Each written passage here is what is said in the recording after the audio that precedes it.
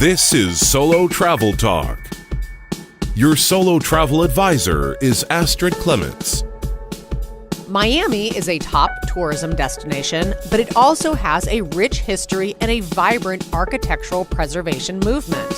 Alexandra Bassil is a certified heritage tourism guide in Miami, and she joins us on Solo Travel Talk to give her insights and insider scoop as a second-generation Miamian. I'm producer Catherine O'Brien. Your solo travel advisor, Astrid Clements, knew that Alexandra was the right person to tell us all about wonderful Miami. If you only think of beaches when you think of Miami, this is the episode for you. Well, first of all, thank you so much for being on Solo Travel Talk. You're welcome. And can you tell us, first off, I'm very curious, what does it mean to be a certified heritage tourism guide?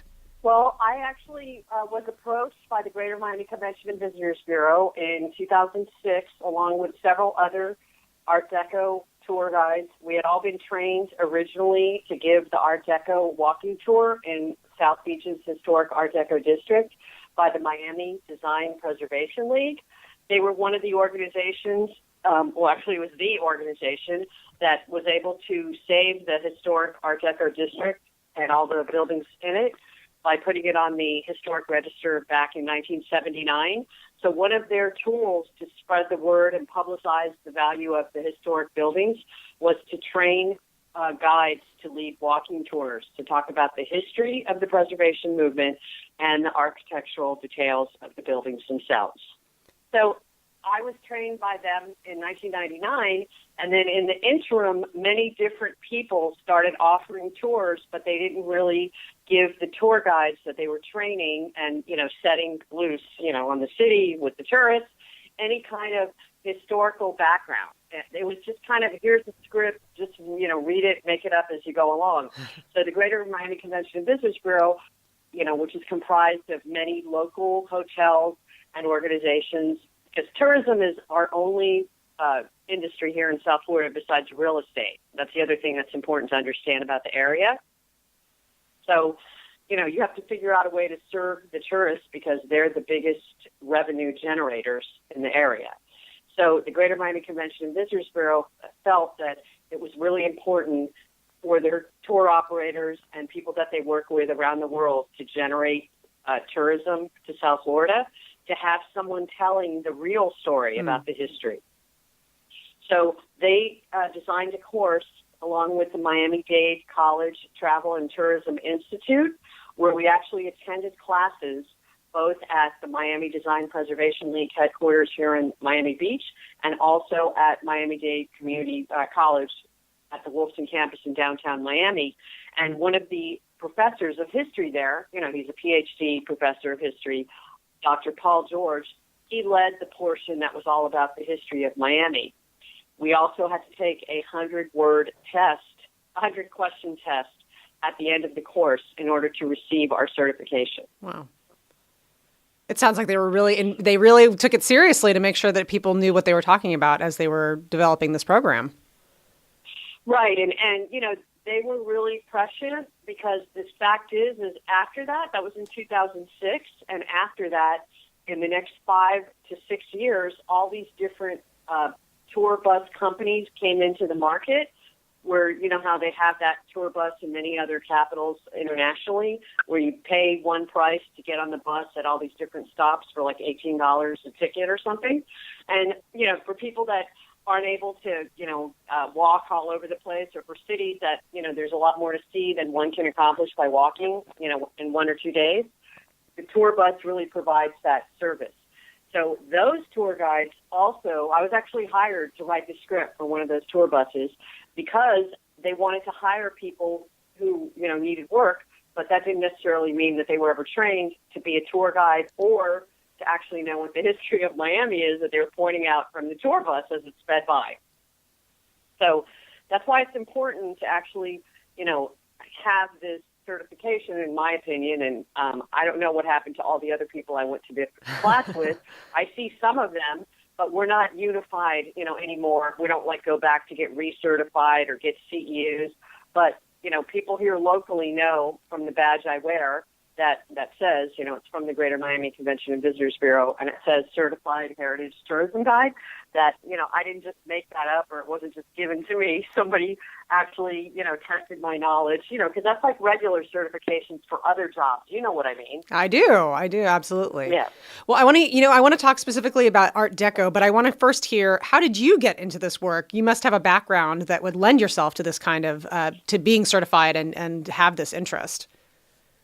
Well, I have to tell you that as a second-generation native Miamian who was born and raised here, from the time I was a little kid, in the winter especially, when people would come to visit my parents or our relatives, all they wanted to do was get in the car and drive around Miami and tour. And because this is, a tourism capital, there was always trips to certain places. I mean, in those days, there was a lot less choices of what we were going to quote-unquote tour. It was the beach, which was, probably 50 to 60% of why somebody was visiting Miami to begin with, was to go to the beach.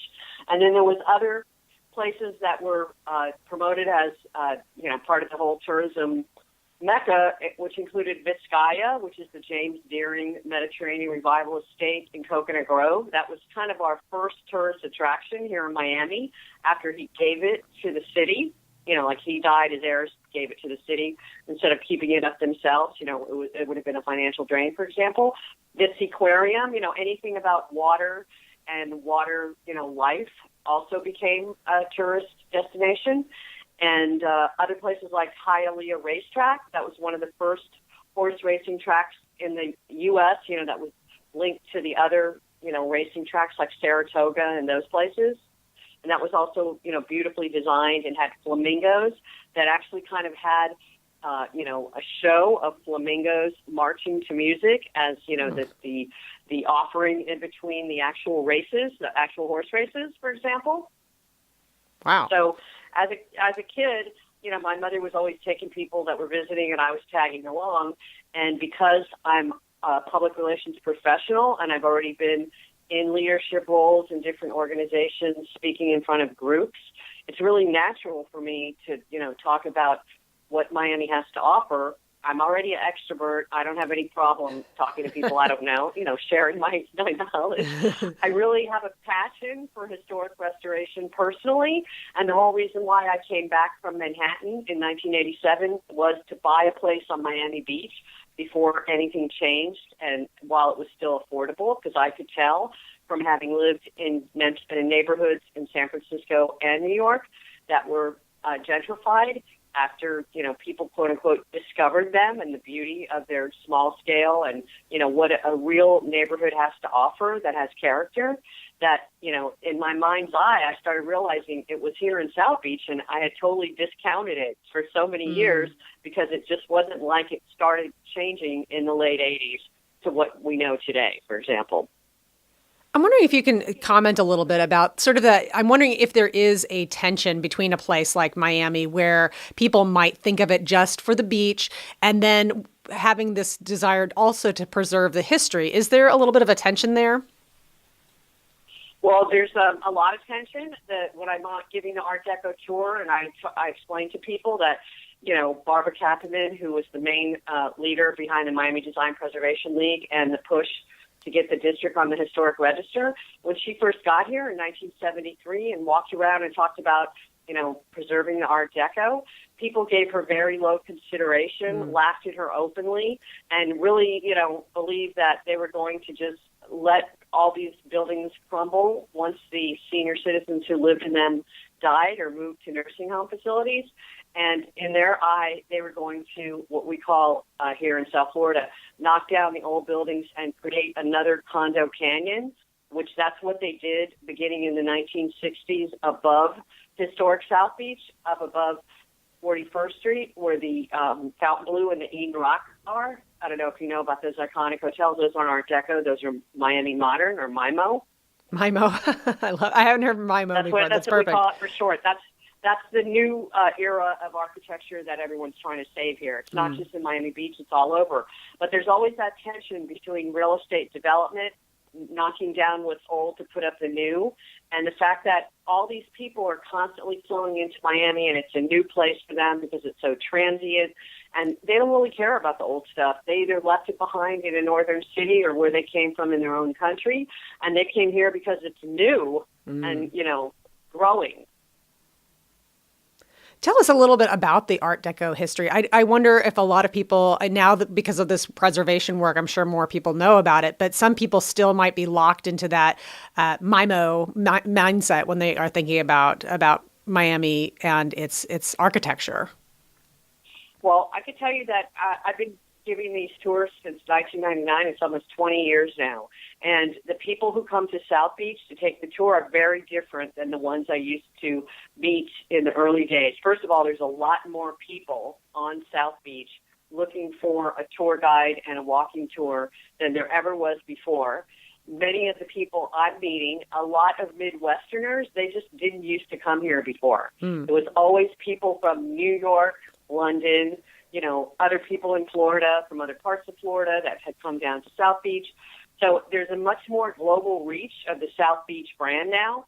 And as I share in the tour, when we stopped at the Versace mansion where he was unfortunately gunned down in July of 97, the fact that the news cycle had just started going 24/7 after his murder, and that 5 days of constant global media coverage because the media was camped out in front of the mansion because there was a hunt for his killer that went on for 5 days here on South Beach.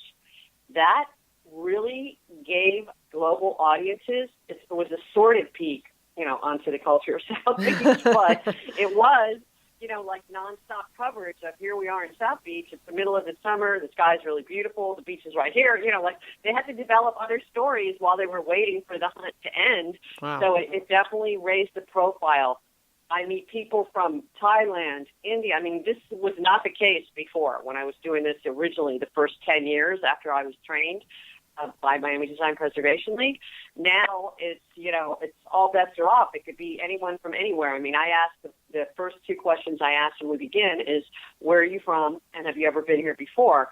And many more people now answer that have you ever been here before question as no, this is my first time. Wow. So I know that the efforts are working, and what the Greater Miami Convention and Visitors Bureau has been doing and, trying to do consistently is introduce not just the South Beach brand, but the Miami brand to people who don't know anything about it. And it's worked because not only have all these foreign tourists come here, but many Italians, Brazilians, and French people have moved here and started businesses over the past 20 years.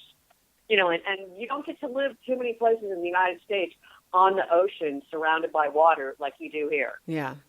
I've actually heard people say before that Miami is actually really the capital of Latin America. Yeah, that's true, and that's been going on really since the 70s. So while South Beach was gaining its reputation as a historic destination, at the same time, many of the Latin American banks were headquartered here. I mean, they had headquarters in New York and wherever their country was, but they found it easier to do business here because it was cheaper than doing it in New York, meaning i.e. building an office, building or renting space. And the culture here was people spoke Spanish more readily, and many more people spoke Spanish as their first language than in other places of the United States. We talk a lot on Solo Travel Talk about experiencing culture, and I'm wondering if you have sort of some insight due to the nature of the work that you do about how somebody who's a tourist can really feel the culture of the place that they're visiting. Well, I'm really a foodie. That is also part of my, love for travel and touring and learning about an area, learning the story about an area I visit through the people who actually live there. Because I've grown up here in a tourist town, I always want to go to places that are authentic, and I want to meet people who really live there, not part of some, tourism apparatus. So, I've noticed that over the past 10 years, one thing that's really stood out is that there's these, people-to-people tours that you could do, that some, like around here in the Bahamas, you can actually go to Nassau, and through the culture of ministry, you can actually meet locals. Here in Miami, one of the things I try to get people to do, especially when we go to Little Havana, is to actually go drink Cuban coffee in a window on the sidewalk. In Spanish, they're referred to as the ventanitas, which are the little windows. And, because of our culture, so much of it is outside because it's so hot all the time. So people just stand, and, that was definitely brought from Cuba, but here in Miami, we're already used to being outside and drinking coffee on the sidewalk or drinking water on the sidewalk, whatever. And, that's where you get to, have that repartee with the person making your coffee who, of course, is a local and has lived here and, is bringing you some of the Miami culture in a small cup with sugar in it. A little delicious taste of another world. Right. I really think that food is a really good way to get into culture. When I went to Barcelona in 2006, the first thing I did was I hired an English-speaking tour guide who took me on a food tour of Barcelona. Oh. Food walking tour. Oh. Where we went to the main market. She led us through that. We stopped and ate at some of the stalls. And then she took us to other places that specialized in one or two things. And, someone's already come up with that idea here. They already started leading food tours. But, to me now, the next time I travel, that's what I'm going to look for again, is the food tour of wherever I'm going to kind of get that local feel. And then you actually meet the real people who work there, too. You were reading my mind. I am a huge fan of Barcelona, so you've got me totally jazzed. Thinking about not only a future food tour in Miami, but maybe, getting back to Barcelona. That would be divine. Yeah, the woman who led the tours, I found her online. She was from Belgium, but she had been a student there and stayed on. So her English, and, because she already spoke English and Spanish and whatever the Belgian, Flemish, I guess that's what the Belgian people speak. So she really, she definitely was the right person. We walked around, are you ready for this, for 4 hours. Wow. Oh, wow, that would be glorious. I definitely got more than my money's worth. It was really, we did it the first morning because I really wanted her to introduce us so that we could go around on our own after that for the next 2 days. Oh, that sounds fantastic. Okay, well, I encourage you. Yeah, that sounds phenomenal. Well, so you did mention it, Little Havana, and we were already talking about Art Deco. You have more than the Art Deco tour. Can you tell us about some of the tours you lead, get into some of the specifics? Well, the Little Havana tours, what's happened here in Miami is around 2010, because the Greater Miami Convention and Visitors Bureau and this whole approach that you need to see Miami's neighborhoods to really see the people who live here and, not just be on the beach or just go to tourist areas. They really, every year at this big travel agent convention called Powwow, they always focus on a different part. The year that, it's been in Miami before, but that year, I think it was 2010, it might have been 2009, I can't remember exactly which year it was, but it was in that period, right after the recession. So they brought all the travel agents to Little Havana to Calle Ocho, which actually is also Southwest 8th Street. But here in Miami, everyone refers to it in the Spanish, Calle Ocho, which means literally Street 8. And they had several, you could go in to see the cigar shops where they actually roll the cigars. You could have the Cuban coffee. They actually had some restaurants offering price-fixed meals. So as a certified heritage tourism guide, they encouraged all of us to join them and to actually not only be like the travel agents, plunge into the area and see what was going on there, but to start thinking about how we would show other tourists, walk them through Little Havana. Again, going back to Dr. Paul George, who I mentioned earlier, he grew up in Little Havana, and he actually is still, to this day, leading free tours on Friday night. That's part of a much bigger street fair that this is also a vehicle to get people to come to Little Havana and explore it. The last Friday of every month at 5 o'clock into the evening, they have this Cultura Viernes, which means Cultural Fridays, and there's live music on the street. There's Paul George leading a tour that last Friday at 7 p.m. of a different part of the neighborhood, like this Friday night, tomorrow night.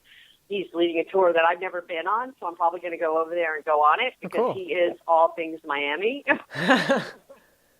And then, so people come from all over and join his tour, and they get the whole history of that part of Miami that's not necessarily tied to how Little Havana is now, but simultaneously they're seeing how Little Havana is now because they're walking up and down 8th Street where people are performing, they're rolling cigars. There's also cigar lounges because here in Miami they let you, it's how smoking laws have changed everywhere. Mm. So in Miami you can smoke in a place that offers liquor but no food. In other words, there's no smoking in restaurants, But if you have a lounge that doesn't serve food and just offers liquor, you can't smoke inside. And that was, constructed in that way so that you could smoke the hand-rolled cigars that either are or aren't made with Cuban tobacco. Some of it's Dominican tobacco, some of it's Nicaraguan tobacco, and, that's legal. I love the idea of this tour being sort of like a passion project. Yeah, I think that, now it's, almost 10 years later since they made this initial push with Powwow that I was part of, and it's definitely taken on a life of its own. Someone opened a jazz club right on Cayuga called Ball and Chain. It's at the site of a nightclub from the 30s that hosted jazz greats like Ella Fitzgerald. And the doors are open, so you can hear the music outside. There's no cover. You don't have to go in and go in a line and pay a cover. So that adds a lot to the liveliness and action on the street. And they're there every day, not just on that last Friday. It's a business that operates daily. The other thing is there's a ice cream place that makes artisanal ice cream called Azucar, which means sugar in Spanish. That's also right next to Ball and Chain. And then there's a cigar shop, next to it. And they're across the street from a historic Art Deco movie theater called The Tower that my mother used to go to as a kid. And even in my lifetime, it's opened and closed as a theater. But in the 70s and 80s, it used to show Spanish films only. And now it's evolved into an art theater house that shows, all kinds of films all year round. It's such a treasure when we can find these like little districts that have one thing after another that have a story to tell us. And it's like you can go on your own sort of like walking adventure and really feel like you're getting an experience of a place. I love those kinds of areas in cities. As a solo traveler, I learned this before I became a tour guide, that it's really great to get on to those tours, especially the ones at night, because if you're a solo traveler in a city that you're not familiar with, it's always great to be in a group to explore any area at night, whether that's for, jazz clubs or restaurants or even just cocktail tours. A woman can go alone on a cocktail tour and feel totally comfortable. That's a great point. We always are concerned about safety and feeling comfortable as solo travelers here on Solo Travel Talk. So that is exactly what the mentality that we're trying to have here. Yeah, so, that if you're in Miami and it's the last Friday of the month and you want to explore Little Havana, but you don't want to do it by yourself, you can go to the Tower Theater at 7 o'clock and go on one of Paul George's tours. He leaves promptly at 7 and walks around for an hour and talks the whole time. And, it moves fast. You have to have the right shoes on, but it's definitely worth it. And that's year-round he does that, the last Friday of every month at 7 p.m. He also offers a lot of tours through History Miami, which is the museum in downtown Miami. You can find those online. But, that's really the way to experience Little Havana in the early evening if you're a solo traveler and you don't want to venture there alone, otherwise. You'll have lots of company. I'll try and look that up and put a link in the show notes for this episode to make sure people get to that. Because Little Havana is a little off-putting. If you get here, you don't speak Spanish, you've never been to Miami, you're like asking people, what about Little Havana? Probably the locals are kind of looking at you and going, why do you want to go there at night by yourself? Oh, I see. But, if it's like Friday night of the last Friday of every month, and there's already a lot of people there, and, tour buses are dropping people off there, it's a stop on all those tour buses.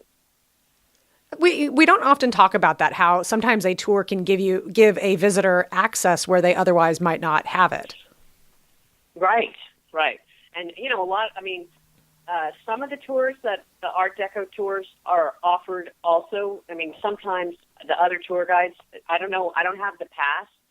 I don't know if the hotel's still letting them, but there are some 2 or 3 access events that Christine, who owns the company, has actually offered. How if I don't have the pass, I'm not going to be able to get people in there. So I don't know exactly who has those passes, but there aren't a lot of them. You know what I mean? Like, they don't want a lot of people going there all the time, but there's 2 rooftop pools that she showed me, but she never gave me the card, so I can't take anybody up there. But we I know have they're the there. pass, that's it. Yeah. That's great. So that's how it kind of keeps it as an intrigue and a special. If you're with the right person, maybe you'll get access. Oh, I see. Little Havana is totally accessible. Everything's open. There's nothing secret, or there's no back rooms there. So there's nothing to fear about going to Little Havana in a group or with a tour guide or with a friend. Or you can meet people on the tours. That's the other thing about solo friendly. If you're an extrovert and you want to meet other people and you're traveling alone, being in a tour group is the best way to, meet other people. You're spending a lot of time with them. You can go and have dinner with them after the tour, because, most people travel to enjoy other people's company. That is, you know what I mean? Yeah, right? I sure do. I love it. And I love that idea of enjoying other people's company on your trip. I think that's lovely. What are some of the other must-sees that you have for Miami? Well, as I mentioned earlier, Vizcaya Museum and Gardens, which is the James Deering estate that he meticulously built and furnished with all kinds of paintings, furniture, carpets from Italy. If you've ever been to the Villa Borghese in Rome, that's when I went to visit that for the first time. That's when I realized what the Vizcaya Museum and Gardens was supposed to be like. The gardens are formal gardens, but they're subtropical gardens. They're not English gardens. But Vizcaya not only is the mansion a replica of an early 20th century Italianate style mansion, but it's on Biscayne Bay, so there's water views, and then there's a huge, I don't know how many acres it is, but it's a multi-acre formal gardens, but it's all based on carrying through that theme of the Italianate. It's kind of like an Italian Renaissance, but kind of conveyed in this subtropical way, if you can understand that. You have to go there to really understand what to appreciate it, yeah. But it's very unique. It's very unique. Like the Villa Borghese, have you ever been there in Rome? No, I haven't. Okay, you should go. You have to go online and make a reservation before you physically go to Rome. That's the only way they let you in. But it's a Italian house that's filled with Bernini. Wait, am I saying his name right? Bernini sculpture. And there's also a huge formal garden and open park attached to it. But it too was somebody's mansion, like in the 1600s or 1500s. And that's when I realized that James Deering was. And maybe there's a lot of those in Rome. That's the only one that's famous. But that's when I realized what James Deering was trying to achieve here. He's the American heir to the Deering tractor fortune. A lot of the people that came to Miami in the 20s were the people that made their money in the Gilded Age. They made their fortunes in the Gilded Age. Here on South Beach, it was more about the people that were the members of the Gasoline Society. They were the ones who made their money off the gasoline-powered engine, like the Goodyears and the Firestones. That's who the early, wealthy were here in South Florida that, kind of began building our infrastructure here. It wasn't until after the stock market crash of 29 and the depression that followed in the early 1930s that Miami was able to pick itself up again and start marketing itself as a more middle-class resort to people in the United States, both Miami and Miami Beach, actually. I always find it so interesting how, especially through architecture, you sort of, a visitor can start peeling back these layers of history. So as you visit these different locations and see the different buildings, you're really walking through like time, and it's fascinating. Exactly. Time stood still. The other highly recommended place to visit, if you want to see that, is the Biltmore Hotel in Coral Gables. Coral Gables itself was also built and designed and brought to life by one person named George Merrick, and that was from 1926. Again, and he wasn't someone who made his fortune in the Gilded Age. His family got here early, were farmers. I mean, they really worked hard, and he had a vision, much like the City Beautiful movement, which was actually in New York and other places. That's how he characterized the laying out of Coral Gables. So even a trip to Coral Gables is definitely worth it for solo travelers. You can go there during the day and night. It's very safe there. But the Biltmore Hotel is also a beautiful a Mediterranean Revival hotel that has open courtyard and pool, and just the grounds are really beautiful. It's not a formal garden. It's actually, they have a golf course instead of a formal garden. But they have. It's also really it's a beautiful place to go and behold and see some of Miami and Coral Gables' early history. That sounds phenomenal. You just have to say Biltmore, and I will be happily to go there. Right. It's nothing like the Biltmore in Asheville, but that name must have been very popular at that time. I think so. Yeah, the Biltmore in Asheville is very different. That's more like a mountain lodge, where this is more a subtropical Mediterranean revival kind of. It's a formal hotel, but it's just really interesting inside and out. Alexandra, do you have any final thoughts for us about being a solo in Miami and getting the most out of your trip? I think anytime you travel alone, you have to be extra aware and pay attention that, the truth is if it looks too good, it might not really be good. Be, alert traveler. That's what I would say. I can totally tell why Astrid wanted us to hear from you. You have just a wealth of information, and we are so grateful for you to be on Solo Travel Talk. If somebody is hearing this and they want to know more specifically about your tours, how can they find you online? On Twitter, I tweet at the number 2 for second, so 2ND, Gen, MIA Native. So it's second Gen MIA Native. On Insta, I'm Alexandra Bassil, for the abbreviation for South Beach. Everybody here calls it, originally when they were trying to brand South Beach, they were calling it SoBe. So that's how I have that Insta handle. It's Alexandra SoBe. And do you want me to give you my phone number? Only if you want people to call you. Yeah, whatever. Email? Okay. Yeah, well, you know what I'll do is I'll put your contact information in the show notes, so if a listener wants to get a hold of you directly, they can.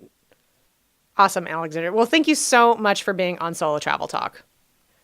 Okay, thank you, Catherine. All right. Delight. I hope you have a great day. You too. So nice to meet you. Thank you very much. I will. Likewise. Okay, take care. All right. Okay, bye-bye. Bye. Bye. Another special thank you to Alexandra Bassil for being on Solo Travel Talk. As promised, all of Alexandra's contact information will be in the show notes. Plus, if you missed any of the items that Alexandra mentioned, I tried to include all of those links there as well. All you have to do is just go to astridtravel.com, and there's a whole section for the podcast. You'll find everything you need to know for this show and all past episodes there. This podcast is available on Apple Podcasts, SoundCloud, Stitcher, Spotify, any of the finer places that podcasts can be found. We invite you to subscribe to Solo Travel Talk. If you like what you're hearing, you can also rate the show. We love subscribers and people who give us ratings because it helps other solo travelers find this information. I don't know about you, dear listeners, but all I can do right now is think about Miami and getting out there and how wonderful that would be. Thank you so much for listening to the show. We look forward to seeing you next week on Solo Travel Talk. Thank you for listening to Solo Travel Talk. Follow Astrid on Instagram, Facebook, and Twitter. To learn more about Astrid or Solo Travel Advisors, visit our website, astridtravel.com.